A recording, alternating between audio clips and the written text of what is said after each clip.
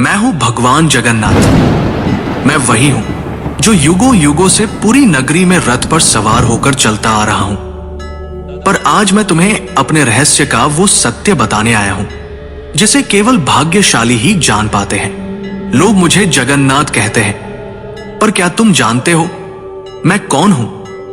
मैं वही हूं जो द्वारका में श्री कृष्ण था, वही जिसने अर्जुन को गीता सुनाई, वही जिसने राधा के प्रेम को साक्षात ईश्वरत्व में बदल दिया, वही जिसने अधर्म के सामने धर्म को विजयी बनाया। जब द्वारका का अंत हुआ, मेरा पार्थिव शरीर समुद्र में प्रवाहित कर दिया गया, पर मेरा हृदय, मेरा चेतन तत्व नष्ट नहीं हुआ।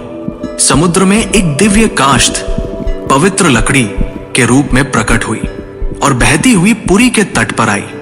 उसी समय राजा इंद्रद्युम्न ने मुझे स्वप्न में देखा। हे राजन, ये कोई साधारण लकड़ी नहीं, ये मेरा शरीर है, इससे मेरा विग्रह बनवाओ।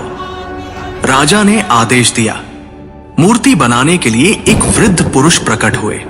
उन्होंने कहा, इन्हें गुप्त रूप से बनाऊंगा, कोई द्वार मत खोलना। वो कोई और नहीं, स्वयं विश्वकर्मा थे। जब मूर्तियां बन रही थी, रानी की चिंता बढ़ी। द्वार खुलवाया गया। मूर्तियां अधूरी थी। मेरे हाथ नहीं थे, मेरे चरण नहीं थे, पर तभी आकाशवाणी हुई, यही मेरा विराट रूप है, यही मेरा जगन्नाथ स्वरूप है, जहां मैं हर सीमा से परे हूं। जो मूर्ति नहीं, चेतना है, जो धर्म का रक्षक है। राजा ने मेरे उस दिव्य हृदय को मूर्ति में प्रतिष्ठित किया। वो हृदय जो श्री कृष्ण रूपी मेरी चेतना का केंद्र था, वो आज भी मेरी मूर्ति में वास करता है। हर 12 से 19 वर्षों में जब मेरी मूर्तियां बदली जाती हैं, उस हृदय को गुप्त रूप से नव विग्रह में स्थापित किया जाता है। कोई उसे देख नहीं सकता, कोई उसका वर्णन नहीं कर सकता, क्योंकि वो हृदय भौतिक नहीं, दिव्य है। मैं वही हूं जो कृष्ण है, विष्णु है और फिर भी सबसे परे है। मेरी आंखें गोल हैं क्योंकि मैं हर दिशा में देखता हूं।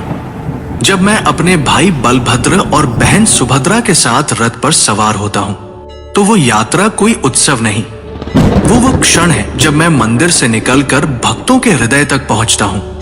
जब तुम मुझे सच्चे हृदय से पुकारोगे, ओम नमो भगवते जगन्नाथाय, तो तुम पाओगे कि मैं तुमसे कभी दूर था ही नहीं। मैं वही था तुम्हारे भीतर, तुम्हारी चेतना में।